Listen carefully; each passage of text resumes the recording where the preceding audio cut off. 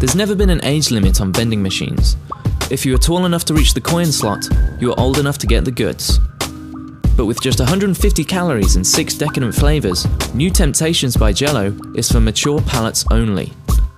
So how do you stop kids from eating the first Jello that's just for adults? Meet the first vending machine, just for adults.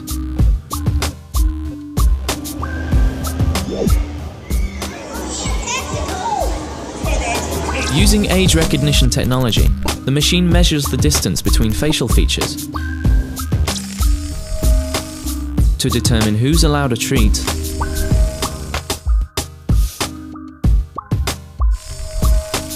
and who's not.